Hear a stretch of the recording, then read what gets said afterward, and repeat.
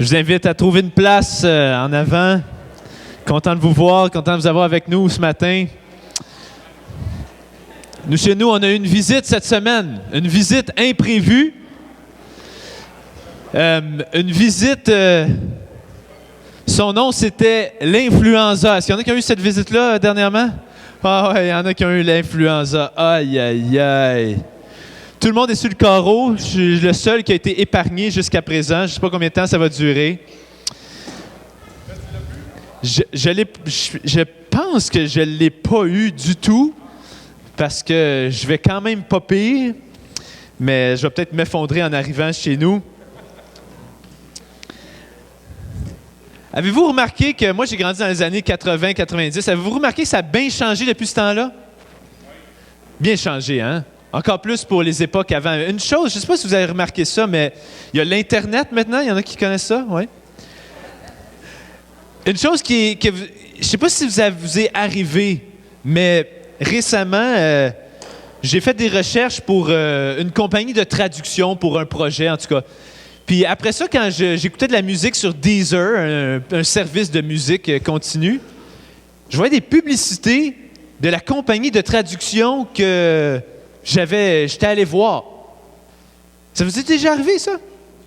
Tu cherches quelque chose, puis tu réalises que ta page Facebook, ton compte de musique, ton compte de n'importe quoi, tu vas juste sur Google ou Yahoo, puis les publicités qui sortent, c'est tout selon tes intérêts.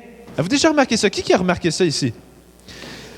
Puis là, dans le langage, hein, ça s'appelle quoi? C'est des algorithmes, c'est-à-dire c'est les compagnies qui, à travers l'informatique, sont capables de savoir où tu es allé, qu'est-ce que tu cherches, c'est quel genre de profil que tu es, puis ils font tout après ça en œuvre pour que tu ailles exactement qu'est-ce que tu veux pour te servir.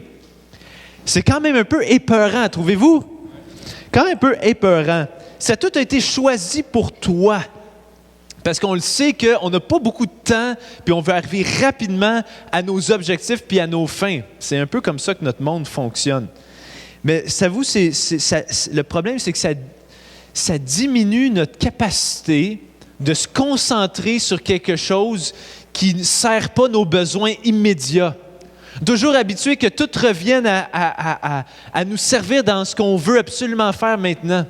Ça diminue notre capacité à contempler quelque chose qui est grand, mais qui ne nous sert pas immédiatement. On est tout le temps en train d'analyser selon nos besoins. Et c'est un peu épeurant parce que ça nous donne aussi, ça explique aussi pourquoi on a de la difficulté avec la notion de, là je vais arriver avec mon premier mot, mon grand mot, mais de révélation. C'est-à-dire que la Bible... c'est un livre qui se dit est une révélation de Dieu. C'est une façon de connaître Dieu. Mais on a de la misère des fois parce que ça ne sert pas nos besoins immédiats. Mais c'est un Dieu qui se dévoile à nous. On cherche rapidement le Dieu qui va nous servir, nous, qui sert nos intérêts. On a de la difficulté à contempler un Dieu qui ne nous sert pas immédiatement. En plus, on est dans un monde où est-ce qu'on a un surplus d'informations. Tu vas sur Wikipédia, tu vas sur n'importe quoi, tu peux avoir l'information que tu veux au moment que tu veux. Ça fait aussi qu'on est assez méfiant de dire, c'est-tu vraiment fiable, c'est-tu pas fiable? Bon, c'est bien des mots.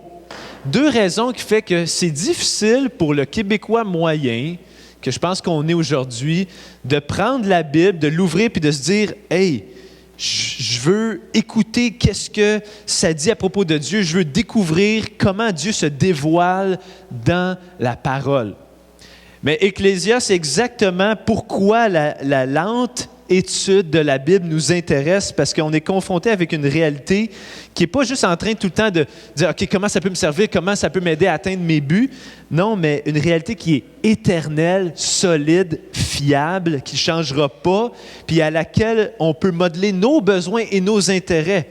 C'est une toute autre approche.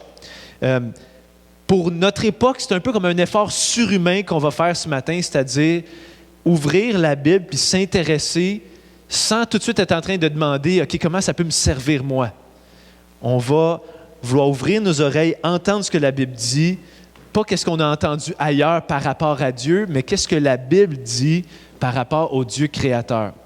C'est que parce que c'est un effort surhumain, on va justement se tourner vers Dieu pour commencer. On va juste commencer en priant. demander que ce qu'on va regarder ce matin qu'on puisse avoir les oreilles pour l'entendre, les yeux pour le voir. OK? Donc, si vous le voulez bien, on va simplement prier ensemble.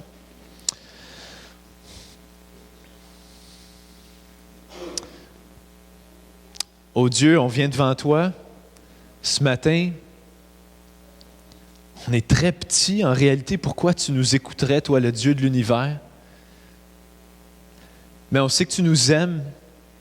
On sait que tu as donné ton Fils. On sait que tu nous as parlé. Alors, c'est pour ça qu'on vient vers toi, puis on veut s'ouvrir à toi. Dieu, tu connais nos souffrances, tu connais nos douleurs. Pourrais-tu, Seigneur, nous parler ce matin? On veut te voir, toi, comme tu es. Aide-nous à enlever les distractions, nous concentrer sur toi. Merci, ô Dieu. Amen. On est dans une série, l'Évangile selon Marc. Donc, 4 personnes dans la Bible qui ont écrit l'Évangile, l'histoire de Jésus. Et là, on est dans l'Évangile selon Marc. Donc, vous tournez avec moi dans Marc, versets 1 à 8, chapitre 1, donc gros chiffre 1, petit chiffre 1 à 8. On va relire le texte qu'on a lu la semaine passée, mais ce qui nous intéresse surtout, c'est 9 à 13 aujourd'hui. On rentre là-dedans. Donc, Marc 1, verset 1. « Voici le commencement de l'Évangile de Jésus-Christ, Fils de Dieu, conformément à ce qui est écrit dans les prophètes. Voici, j'envoie mon messager devant toi pour te préparer le chemin. C'est la voix de celui qui crie dans le désert. Préparez le chemin du Seigneur, rendez ses sentiers droits. Jean parut, il baptisait dans le désert et prêchait le baptême de repentance pour le pardon des péchés. Toute la région de Judée et tous les habitants de Jérusalem se rendaient vers lui. Reconnaissant publiquement leurs péchés, ils se faisaient baptiser par lui dans l'eau du Jourdain. Jean portait un vêtement en poil de chameau. C'était à la mode à cette époque-là. Et une ceinture de cuir autour de la taille. Il se nourrissait de sauterelles et de miel sauvage. Il proclamait « Après moi vient celui qui est plus puissant que moi, et je ne suis pas digne de me baisser pour détacher la courroie de ses sandales. Moi, je vous ai baptisé d'eau. Lui, il vous baptisera du Saint-Esprit. » Donc, avant d'aller dans l'autre texte, 9 à 13, je vais revenir rapidement sur dimanche dernier, parce que c'est une expression qu'on est allé assez vite, mais qu'il y a beaucoup là-dedans, le baptême du Saint-Esprit. Si je récapitule rapidement, Jean-Baptiste, le premier personnage dont Marc parle, il dit « Voici le commencement de l'Évangile », il part tout de suite de Jean-Baptiste. Jean qui était un peu comme représente la fin de l'Ancien Testament et le début du Nouveau Testament. Il est le dernier prophète. Et il représente le fait qu'il appelle les gens à se repentir, c'est-à-dire à reconnaître qu'est-ce qui est mal dans leurs actions, dans leur cœur, puis à changer de vie pour se préparer à la venue du Messie. Alors, voici ce que Jean-Baptiste fait. Ce n'est pas de sa propre initiative, ça avait déjà été prophétisé à l'avance, mais il fait ça. Mais son message principal, comme on a vu, c'est pas juste de dire « repentez-vous », c'en est un, mais aussi de dire « moi, je vous baptise dans l'eau », c'est-à-dire pour marquer une nouvelle vie, une purification, un nouveau désir, un nouvel engagement à vivre droitement. Mais il dit « celui qui va venir après moi, il dit, est beaucoup plus grand que moi, beaucoup plus digne, beaucoup plus puissant, c'est Jésus. Lui, il va vous baptiser dans le Saint-Esprit, c'est-à-dire il va avoir une transformation intérieure où est-ce que vos désirs même vont changer. » Et on a vu la semaine passée que Jésus apporte quelque chose de nouveau, quelque chose qui avait été prévu depuis longtemps. Après une longue série de tentatives infructueuses des hommes, Jésus est en train de dire, maintenant, je vais apporter un changement profond et intérieur, et ça va être le baptême du Saint-Esprit. Mais la question, bien sûr, que je n'ai pas pu aborder, c'est qu'est-ce que... Ça marche-tu, ça? Oh, pardon. Comme ça? Ouais. Qu'est-ce que le baptême du Saint-Esprit? Je vous avoue tout de suite que je vais y aller brièvement. Peut-être qu'il y en a qui vont être déçus parce que Marc, il n'en parle juste pas. Il fait juste le mentionner, mais il ne l'expose pas. Puis moi, mon but, c'est de passer à travers Marc et pas à chaque fois aller dans d'autres textes. Mais quand même, rapidement, Marc ne définit pas c'est quoi. Jean-Baptiste non plus, il fait juste dire Jésus va venir baptiser du Saint-Esprit, that's it. Il ne dit pas plus c'est quoi. Il y a sept, comme ça c'est ma fille qui dit 5, elle a 2 ans, mais 7 références dans le Nouveau Testament à l'expression baptême du Saint-Esprit. Okay?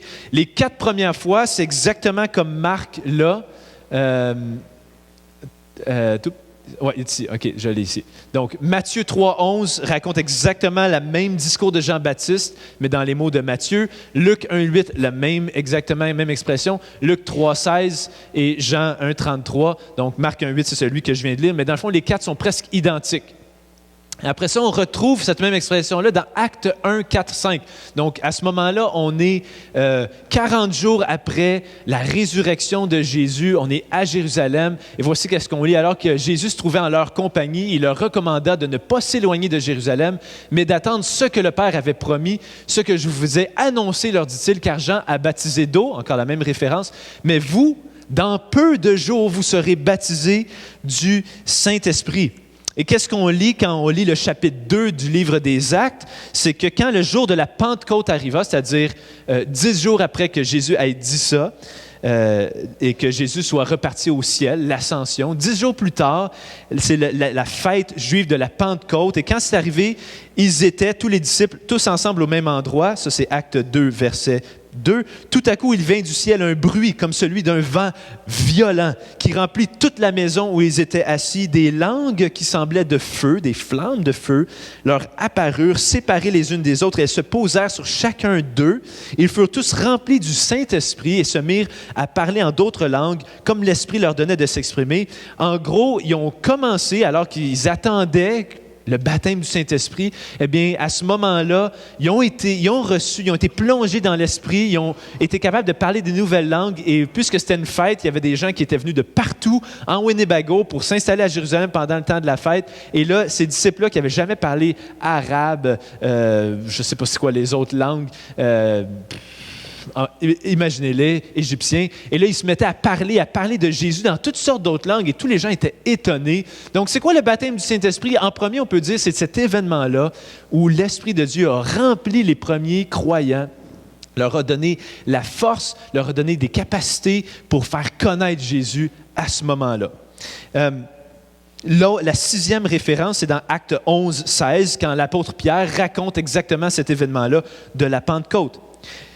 Toutes, donc, les 6 premières font référence à cet événement-là. Le 7e référence, c'est dans 1 Corinthiens 12, 13. C'est la seule mention qui n'est pas reliée au moment de la Pentecôte. Ça indique que tous les croyants, par la suite, sont baptisés dans le Saint-Esprit au moment où ils croient et ils sont ajoutés au corps de Christ, c'est-à-dire à l'Église. Donc, 1 Corinthiens 12, 13, on lit ceci. En effet, c'est l'apôtre Paul qui écrit « Que nous soyons juifs, grecs, esclaves ou libres, nous avons tous été baptisés dans un seul esprit pour former un seul corps et nous avons tous bu à un seul esprit. » Dans le contexte de ce texte-là, dans 1 Corinthiens 12, qui a été baptisé du Saint-Esprit? À quel signe on peut reconnaître quelqu'un qui a été baptisé du Saint-Esprit? Ça dit tous les croyants qui font partie du corps, c'est-à-dire tous ceux qui font partie de la famille de l'Église, ils ont tous été baptisés. Mais c'est quoi être baptisé du Saint-Esprit? Bien, dans le même texte, on voit 2 signes. Premier signe, puis là, c'est ça la question, par quel signe reconnaît-on le baptême du Saint-Esprit?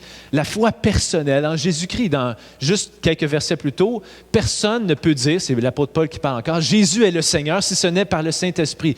Donc, tu veux savoir si tu as été baptisé du Saint-Esprit, mais si c'est clair pour toi et tu l'as affirmé, Jésus est le Seigneur. Pour nous, Seigneur, ça ne veut pas dire grand-chose, mais en réalité, ça voulait dire le Dieu vivant, le maître du ciel et de la terre. C'est lui qui est le roi, il est ressuscité, il a vaincu la mort. Si ça, c'est dans ta bouche, dans ton cœur, bien, c'est un signe que tu as été baptisé du Saint-Esprit. Tu as été transformé à l'intérieur pour reconnaître qui est Dieu.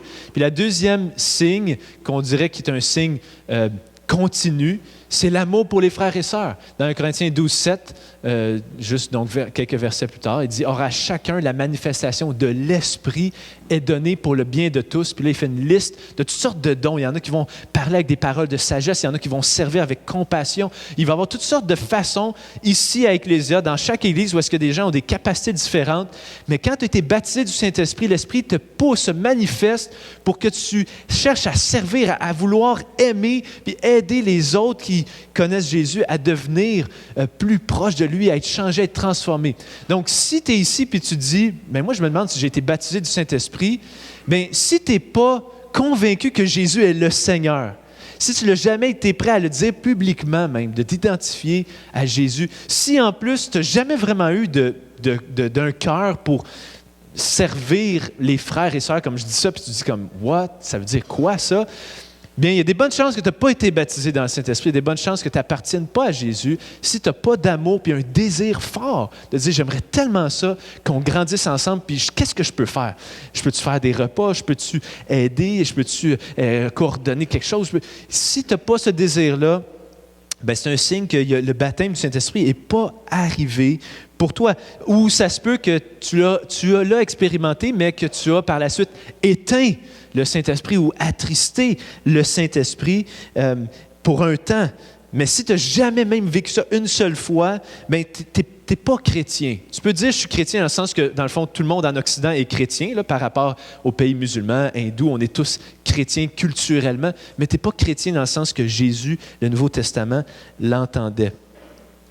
Il y en a peut-être qui sont ici et qui ont dit « Ouais, mais quoi penser de la deuxième expérience? » Tu sais, dans les milieux pentecôtistes ou charismatiques, souvent le baptême du Saint-Esprit, c'est quelqu'un qui a été chrétien pendant un bout de temps, mais à un moment donné, il recherche une expérience de plus, puis là, il vit quelque chose de vraiment spécial. Des fois, c'est avec le parler en d'autres langues, justement. Des fois, c'est vraiment juste spécial, un nouvel amour pour Dieu, pour les autres. Puis là, tu dis « Ah, ça a été ma deuxième expérience de grâce, ça a été mon baptême du Saint-Esprit. » Bien, oui, les premiers disciples ont vécu en quelque part quelque chose comme ça. Ils étaient déjà des croyants, ils suivaient Jésus. Et plus tard dans leur vie, ils ont été baptisés, mais c'était une période de transition. C'est une période de transition entre l'ancienne et la nouvelle alliance, entre le peuple juif puis l'Église. Alors, on ne pourrait pas se fier nécessairement à cette période-là pour dire ça, c'est vrai pour tous les croyants maintenant. Est-ce que ça se peut que dans ta vie, tu aies vécu une nouvelle expérience vraiment d'amour de la part de Dieu, une foi renouvelée? Oui, ça se peut, mais moi, je ne dirais pas qu'on appellerait ça le baptême du Saint-Esprit à ce moment-là. Je crois vraiment que selon 1 Corinthiens 12-13, comme on a lu, le baptême du Saint-Esprit, c'est ce moment où est-ce que tu mets ta foi en Jésus, où est-ce que ton cœur change, où est-ce que tu as un amour renouvelé pour les gens et que tu continues dans cette voie-là. Il y a des gens j'ai entendu plusieurs fois des gens me dire « Hey, avant d'être chrétien, tu sais, je faisais ma job, puis j'aimais ça, puis j'espérais donc que les gens me laissent tranquille. J'étais content d'avoir une job, tu sais, sans être humain autour. Tu sais, juste faire mes affaires, puis après ça, je peux revenir à moi-même. Mais depuis que je suis chrétien, on dirait que j'ai un amour pour les gens. Comme je me sens pas satisfait si j'ai pas pu investir avec d'autres êtres humains. Mais ça, c'est un signe que c'est l'Esprit de Dieu qui renouvelle ton cœur. Donc ça, c'était comme mon pré-discours, OK? C'était pour finir la semaine passée, mais je finis la parenthèse. S'il y en a qui sont encore sur leur soif, que c'est pas clair, venez me voir après. J'ai un petit article que je pourrais vous donner pour continuer cette réflexion-là. Si c'est la première fois que tu viens ici, tu vas sûrement te dire « Ah, je ne m'attendais pas à parler du baptême du Saint-Esprit ce matin. » Eh bien, bienvenue. Nous, on veut voir qu'est-ce que la Bible dit, qu'est-ce que Jésus disait, puis c'est une des choses qui parlait beaucoup. Alors, on revient à notre texte, on continue à lire Marc 1, 9 à 13. On va entrer dans ces quelques versets-là. À cette époque-là, Jésus vint de Nazareth en Galilée et il fut baptisé par Jean dans le Jourdain. Au moment où il sortait de l'eau, il vit le ciel s'ouvrir et l'Esprit descendre sur lui comme une colombe. Et une voix se fit entendre du ciel, « Tu es mon Fils bien-aimé, tu as toute mon approbation. » Aussitôt, l'Esprit poussa Jésus dans le désert, où il passa 40 jours, tenté par Satan. Il était avec les bêtes sauvages et les anges le servaient. Alors, n'oubliez pas, comme j'ai dit au début, notre but, ce n'est pas de façonner Dieu à notre image, puis selon ce que tel que nous, on le conçoit, comme les alcooliques anonymes vont dire, le Dieu tel que tu le conçois. On cherche plutôt à connaître le Dieu qui s'est dévoilé, qui s'est découvert à nous. Puis il y a quelque chose qui nous frappe. Parce que Jean-Baptiste, il osait à peine se comparer à Jésus. Tu sais, lui, il disait, moi, je baptise dans l'eau pour montrer un engagement moral, la repentance de quelqu'un, le changement de vie. Mais Jésus, lui, il va baptiser du Saint-Esprit, il va transformer les cœurs. Il n'y a rien à voir. Lui, il va conférer la vie spirituelle dans le cœur des hommes et des femmes qui sont morts spirituellement. Il va changer leurs désirs, leurs affections, leur joie, leur espérance. Il va mettre en eux, dans leur cœur, une certitude d'être aimés par le Dieu de l'univers, puis il va déposer en eux un amour véritable pour d'autres gens. Je disais, c'est hors catégorie. Là. Jean, il disait, moi, je n'ai même pas besoin, je suis même pas digne d'être son serviteur puis lui attacher les souliers. Là. Comme Jésus est tellement plus grand, plus puissant que moi. Mais là, qu'est-ce qu'on voit la prochaine fois? On ne peut pas s'attendre à ça au verset 9. C'est Jésus qui, lui, vient se faire baptiser par Jean. Attends, qu'est-ce qui se passe? Tout le monde venait de la Jérusalem et de la Judée, mais Jésus, lui, est venu de Galilée. La Galilée, c'était une place pas réputée pour sa grande ferveur spirituelle. Là. C'était des moitiés, souvent des moitiés de Juifs. Il y avait d'autres religions, d'autres peuples. Jésus est venu d'une place BS, une place qui n'était pas nécessairement recherchée, Saint-Jérôme. Et il est venu d'un endroit qui est rien de remarquable. Puis il a été baptisé lui-même par Jean. Lui qui était le Fils de Dieu, quel péché qu'il avait commis? Je disais, le baptême de Jean, c'était pour signifier une repentance, un changement de vie. De quoi est-ce que Jésus se détournait? C'est une bonne question. Mais Jésus, en fait, pourquoi il faisait ça? Il voulait s'identifier entièrement aux hommes. Celui qui se faisait baptiser ici est en train de dire que plutôt, les gens qui se faisaient baptiser étaient en train de dire on mérite le jugement de Dieu, c'est mal ce qu'on a fait, on veut changer. Et Jésus est en train de dire moi aussi je vais porter le jugement avec vous, je vais être solidaire avec vous. Et je ne le mérite pas, mais je vais porter le même jugement que vous. Jésus, le digne, le puissant, selon Jean-Baptiste, s'abaisse et s'humilie pour porter le jugement de Dieu. Déjà, avant même de le porter sur la croix, de mourir à notre place, il entre dans notre sort, dans notre expérience. Il s'associe entièrement à la condition humaine. Puis au moment où est-ce qu'il sort de l'eau, on le voit, il y a deux choses assez remarquables qui se passent. L'Esprit qui descend comme une colombe et la voix du Père. Donc, on lit quoi? Le ciel s'est ouvert et l'Esprit est descendu sur lui comme une colombe. Littéralement, le ciel s'est ouvert, le ciel s'est déchiré et l'Esprit descend comme une colombe. Pourquoi la colombe? C'est sûr que, généralement, la colombe, c'est le signe de la paix, la douceur. Oui, peut-être, mais dans la Bible, ce n'est pas nécessairement marqué comme ça. L'Esprit, c'est vrai que le mot « esprit » veut dire « souffle », « pneuma ». Moi, j'ai ma fille Victoria qui fait une pneumonie depuis 2 semaines. Puis on dirait que je réalise comment le souffle est important. Hein? C'est la vie. Puis là, je la regarde, elle est sur le divan comme ça. Ça fait vraiment pitié, puis elle n'a pas de l'air en vie du tout. Là. Pneuma, c'est le souffle, c'est l'esprit, c'est la vie, c'est la force invisible, mais vitale. Il y en a qui ont fait le lien avec Genèse 1-2, que dès le départ, ça c'était le chemin pour aller se faire baptiser par Jean, dès le départ, l'Esprit de Dieu ressemble à un oiseau, dans le sens que le premier verset de la Bible, le deuxième en fait, Genèse 1-2, on lit la terre n'était que chaos et vide, il y avait des ténèbres à la surface de l'abîme et l'Esprit de Dieu planait au-dessus de l'eau. Un verset un peu mystérieux, mais encore une fois, l'Esprit qui vient comme une colombe, parce que c'est pour signifier qu'il y a une nouvelle création ici qui va commencer. Symbole que mais c'est surtout le symbole que l'Esprit de Dieu est avec Jésus. La présence de Dieu, est-ce que c'est parce qu'il ne l'était pas avant? Non, mais il confirme. Jésus est vraiment envoyé par Dieu. Jésus, il avait 30 ans, OK? Il avait vécu comme un homme ordinaire. Il avait fait tout ce qu'un autre homme ferait. Il travaillait de ses mains, il mangeait son lunch le dîner, il faisait ce que n'importe quel autre disait, la mission de n'importe quel autre homme. Mais là, il commence sa mission propre, celle de sauver l'humanité. Et ça, c'était la mission de Jésus comme Fils de Dieu. Pas juste la colombe, mais aussi on entend une voix. On entend une voix, se fit entendre du ciel encore. Et qu'est-ce que la voix a dit? « Tu es mon Fils bien-aimé, tu as toute mon approbation. » Donc, c'est la voix du Père qui parle, Dieu le Père qui parle à son Fils. Des mots que n'importe quel fils veut entendre de son Père. Hein? « Je t'aime.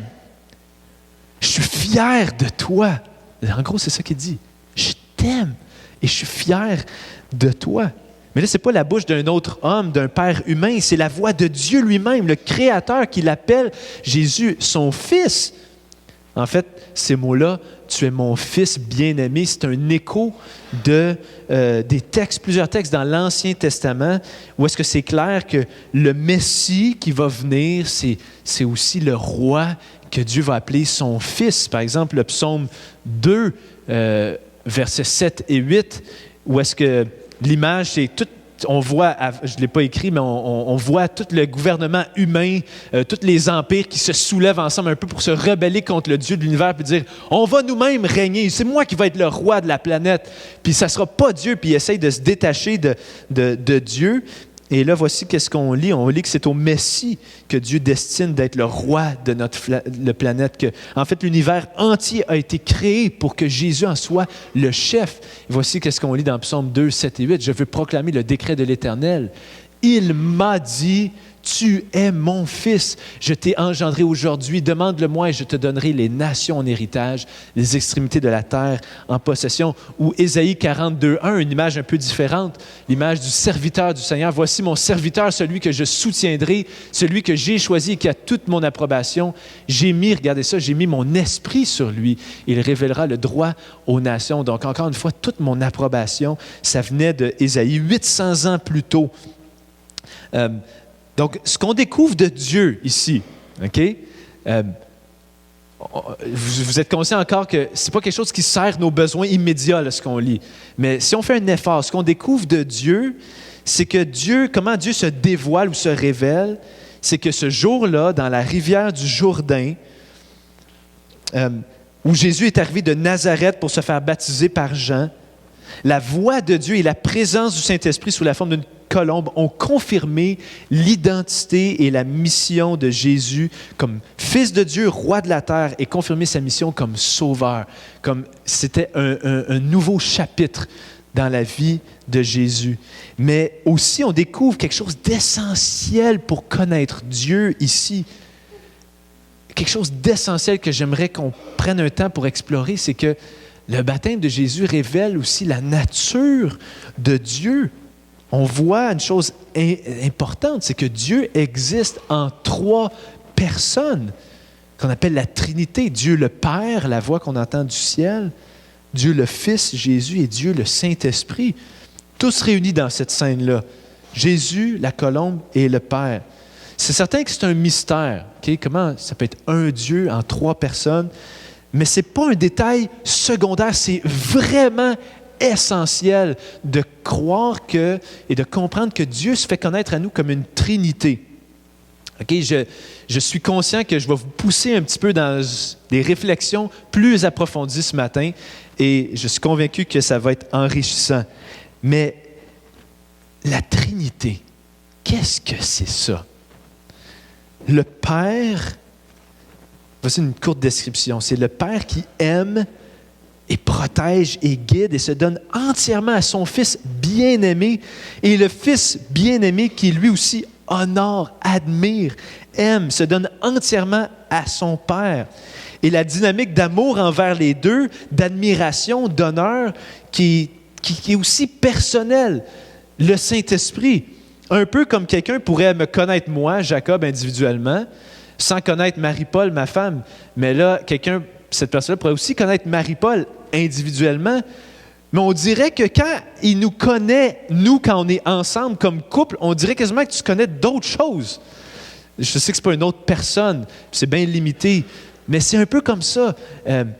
L'amour entre le Père et le Fils qui est personnel, c'est l'esprit même de Dieu. Jésus va dire dans Jean 10, 30, « Moi et le Père, nous sommes un. » Il y a une parfaite unité et égalité entre le Père, le Fils et le Saint-Esprit, mais en même temps, c'est des personnes distinctes qui s'apprécient l'une l'autre dans leurs différences. Le Père, ce n'est pas le Fils, mais il n'existerait pas comme Père s'il n'avait pas son Fils, et vice-versa. C'est sûr qu'on utilise des mots humains là, pour essayer de comprendre Dieu, donc c'est très limité, mais il semble que la relation parent-enfant ou père-fils soit la plus proche de ce qu'on peut comprendre de qui est Dieu.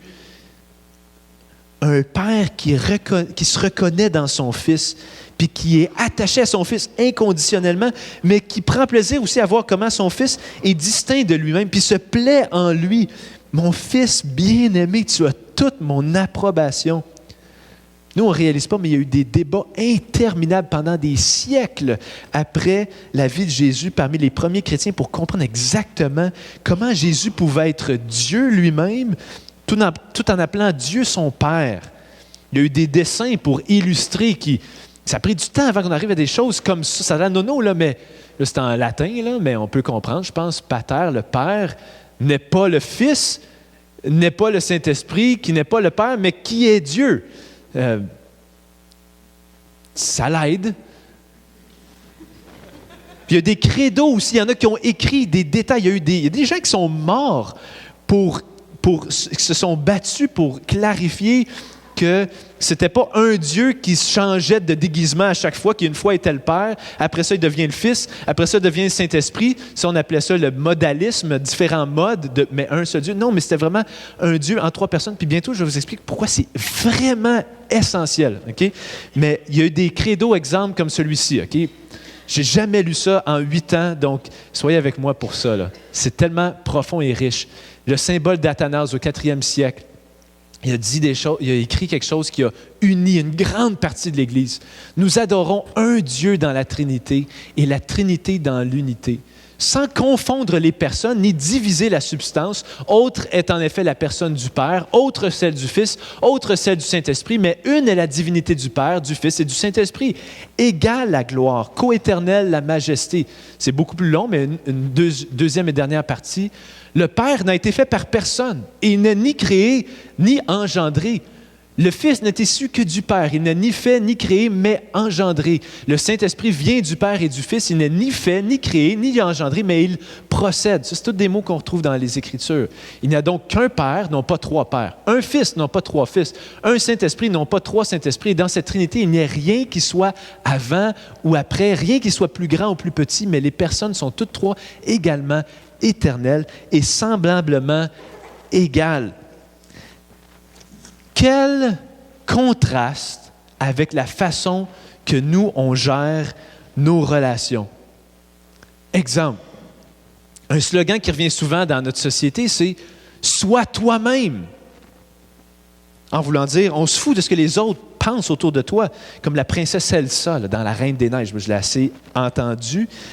A fini par sortir de son palais de glace parce qu'elle a été enfermée toute sa vie parce qu'elle a un pouvoir magique de glacer, de geler les gens autour d'elle.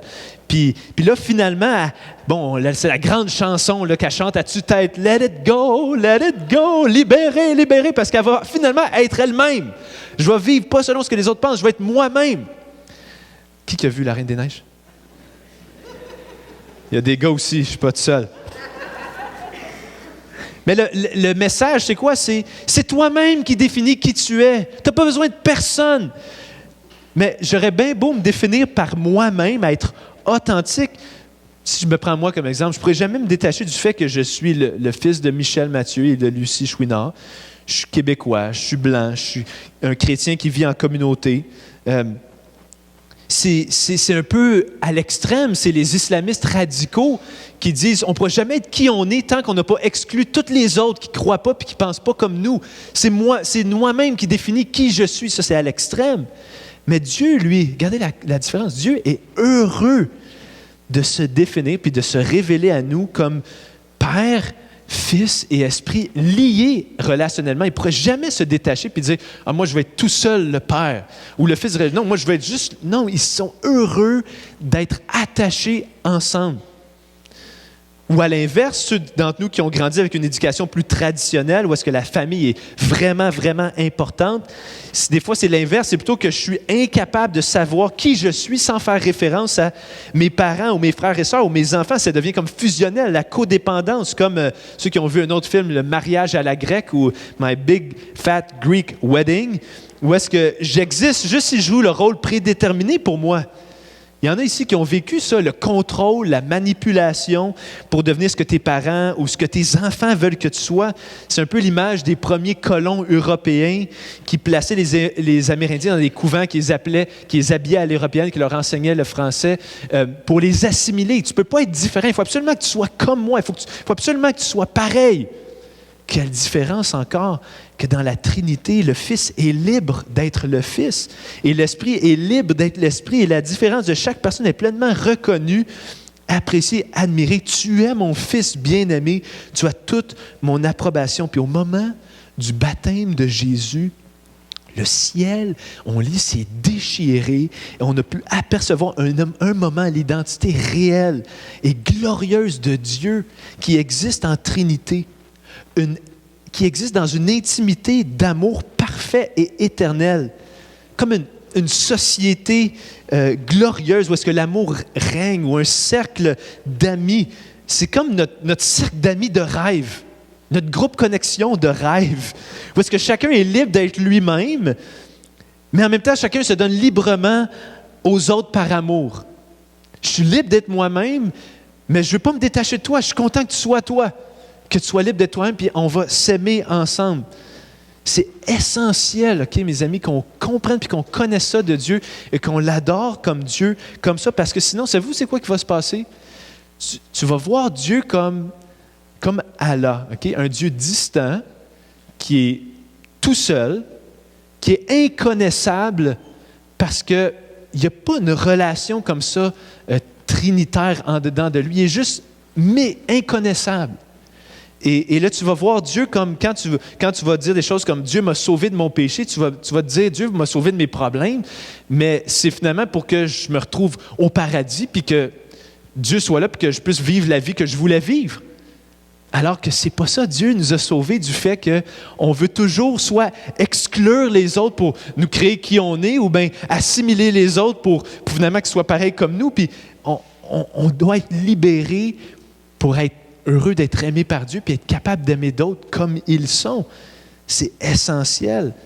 Je vais vouloir que Dieu me sauve juste pour me réaliser moi-même ou me donner la vie de famille que je voudrais avoir. Mais Dieu me sauve en m'assurant que je suis accueilli éternellement et parfaitement dans un Dieu qui existe en 3 personnes, et pour me libérer, pour que moi aussi je puisse accueillir éternellement et parfaitement les autres pour qui ils sont aussi. Ça, c'est le vrai salut. C'est exactement ces gestes-là quotidiens dans notre monde de détachement, d'exclusion, ou de vouloir assimiler, voir que les autres soient pareils comme nous. On ne veut pas que les gens soient différents. C'est ça qui fait que souvent, on a l'impression d'être dans un monde inhumain. Parce que dans le fond, les gens, puis même à l'Église, on a cette impression-là, on se dit, comme, il est content de me voir quand je fais quelque chose pour l'aider, mais ça se limite à ça. Là. Je suis comme utilisé.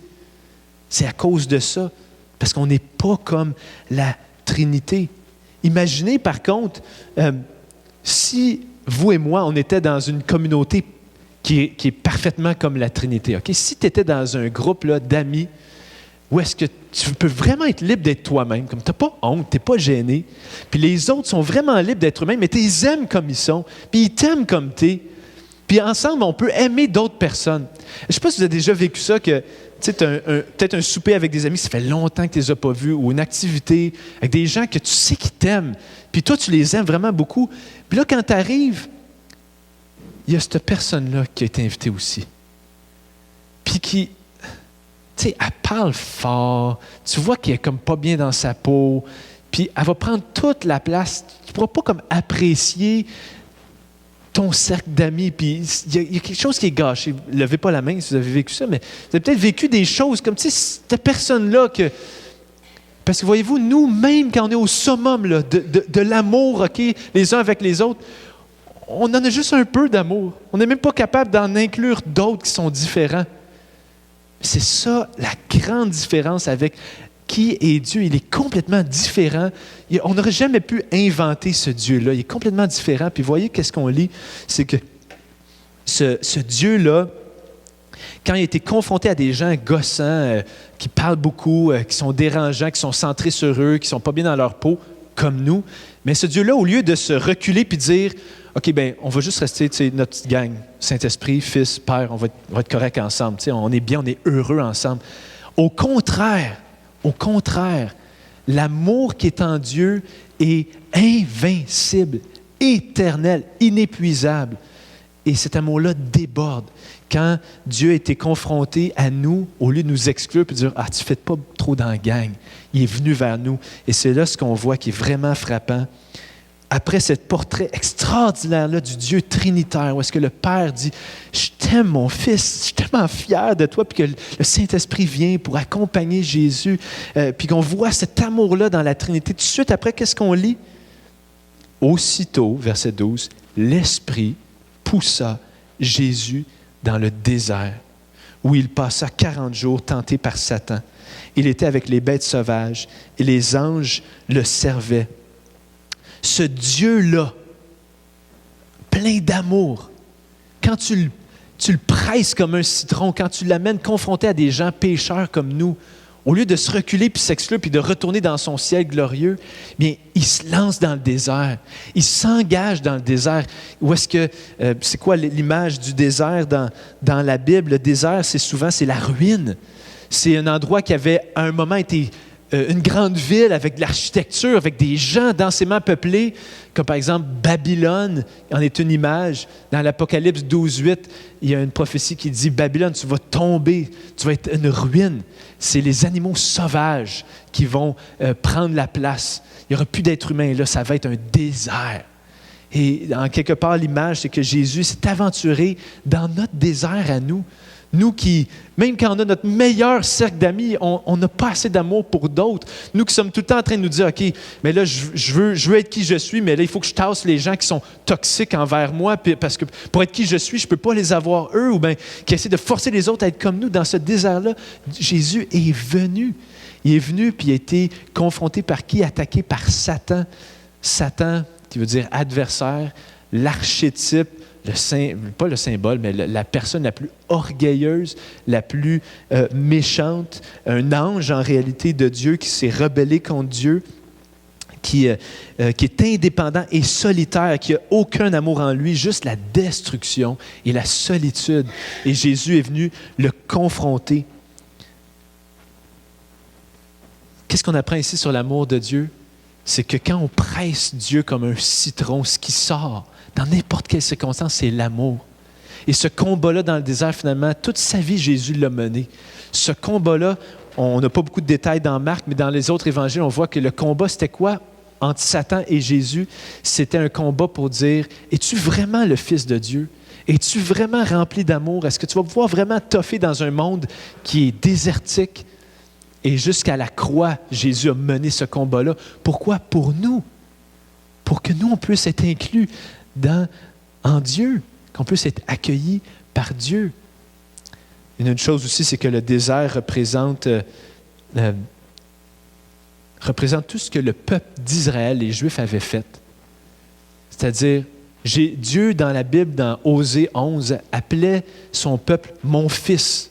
Tu vas être mon fils, on va avoir une relation intime, toi et moi, puis tous les autres peuples vont vouloir me connaître à travers toi, mais le peuple d'Israël n'avait pas vraiment fait ça. Finalement, le peuple d'Israël s'était retrouvé en Égypte, puis il avait été sorti de l'Égypte par Moïse, il avait traversé la mer. Dans 2 Corinthiens, on lit que ce passage-là dans la mer, c'est le baptême d'Israël, c'est le symbole du baptême d'Israël. Puis qu'après ça, à cause de leur manque de foi, ils avaient passé 40 ans dans le désert à errer parce qu'ils ne croyaient pas que Dieu voulait vraiment les amener dans la terre promise pour apprécier la relation parfaite avec lui. Alors Jésus, il récapitule toute l'histoire d'Israël. Lui aussi, Dieu l'appelle mon fils. Lui aussi, il se fait baptiser. Lui aussi, il va 40 jours, pas 40 ans, mais 40 jours dans le désert. Lui aussi, il est tenté de murmurer ou il est tenté de finalement dire, regarde, on oublie ça, là, moi, je ne suis pas capable de soutenir ça. Non, il est tenté, mais contrairement à Israël, il reste fidèle à qui il est, fidèle à qui son Père est, fidèle à sa mission. Puis pourquoi il fait ça? C'est juste parce qu'il nous aime. C'est juste parce qu'il veut nous inclure dans cette relation-là parfaite d'amour. C'est la Trinité qui s'est engagée dans le désert. C'est ça qu'on découvre sur le Dieu de la Bible dans ces courts versets. Ce n'est pas un Dieu, comme je disais tantôt, que les hommes pouvaient inventer. Il est tellement différent de nous. Regardez qu'est-ce qu'on lit, que les premiers chrétiens ont écrit. Voici comment Dieu prouve son amour envers nous. Alors que nous étions encore des pécheurs, Christ est mort pour nous. Il nous a inclus à l'avance, dans un sens, dans sa personne. On voit les paroles de Jésus dans Jean 17, 24 et 26. Il dit, « Père, il parle à son Père, je veux que là où je suis, ceux que tu m'as donnés soient aussi avec moi, afin qu'ils contemplent ma gloire. La gloire que tu m'as donnée parce que tu m'as aimé avant la création du monde. Je leur ai fait connaître ton nom et je le leur ferai connaître encore, afin que l'amour dont tu m'as aimé soit en eux et que moi, je sois en eux. » On est sauvés pourquoi, mes amis? Pourquoi Jésus a enduré la croix? Ce n'est pas pour qu'on ait notre paradis rêvé. Ce n'est pas pour que, finalement, toute notre vie sur la terre soit comme on la souhaitait, comme on voudrait la contrôler. Non, c'est pour qu'on puisse, nous aussi, appartenir au Dieu d'amour et qu'éternellement, on puisse vivre dans des relations remplies d'amour. Je finis avec 2 points. 2 points d'application, parce que je sais que ça a été beaucoup d'informations, beaucoup centré sur Dieu. Peut-être que si tu vis une grande souffrance en ce moment, peut-être c'est difficile de dire, « Ouais, mais c'est quoi le lien avec ce que je vis là? » Tu reviens à dire, comment ça me sert, mes problèmes, mes intérêts. Et de 2 façons. Première façon, qui est vraiment claire ici puis ailleurs dans la Bible, mais il n'y a pas de désert que tu vas traverser que Jésus n'a pas déjà vécu. Il a été tenté par le diable en tout point comme nous, on est tentés. Puis ça, c'est sérieux, là. Tu es, en ce moment, c'est sûr que la majorité des gens ici, vous vivez des situations qui vous dépassent, qui sont difficiles, puis tu as l'impression que personne ne te comprend. Mais un des réconforts, c'est que Jésus te comprend. On lit ça dans Hébreux 4, 15. Oups, je ne l'avais pas écrit. Alors, je vais vous le lire directement. Hébreux 4, 15, on lit « En effet, nous n'avons pas un grand prêtre. » Jésus est appelé un grand prêtre parce qu'il est notre représentant, notre médiateur. On n'a pas un grand prêtre incapable de compatir à nos faiblesses. Au contraire, il a été tenté en tout point comme nous, mais sans commettre de péché. Approchons-nous donc avec assurance du trône de la grâce afin d'obtenir compassion et de trouver grâce pour être secouru au moment opportun. Alors, tu es ici, tu traverses un désert, mais sache que la raison pourquoi Jésus a fait ça 40 jours, avec les bêtes sauvages, tentées par Satan. Pourquoi Jésus a mené ce combat-là? C'est pour qu'aujourd'hui, tu puisses t'approcher de lui et dire, « Jésus, je ne suis pas capable de traverser ça. J'ai besoin de toi. J'ai besoin d'être compris par toi. » Et c'est exactement pour ça que tu es invité à présenter tes besoins. Et le deuxième point d'application, il est déjà là.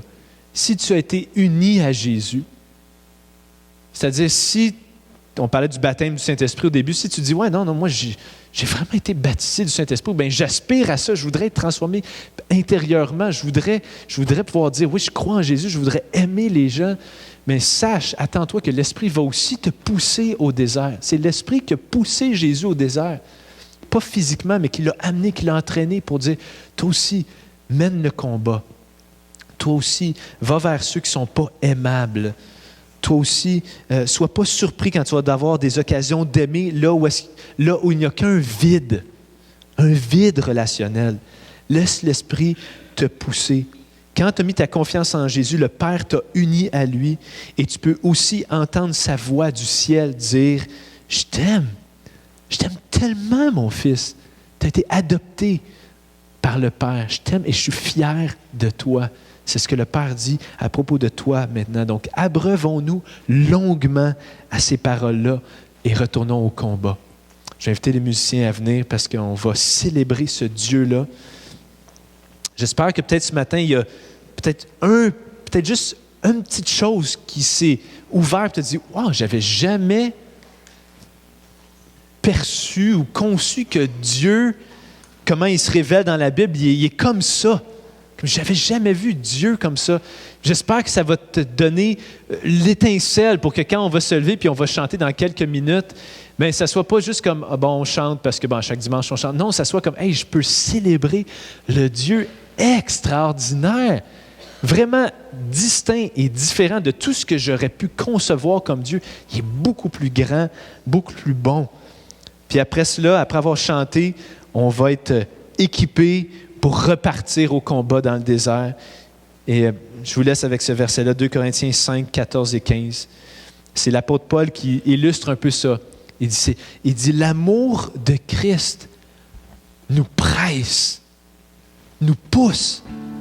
Parce que nous sommes convaincus que si un seul est mort pour tous, tous donc sont morts. Et s'il est mort pour tous, c'était afin que ceux qui vivent ne vivent plus pour eux-mêmes, mais pour celui qui est mort et ressuscité pour eux. Chantons à ce Dieu extraordinaire.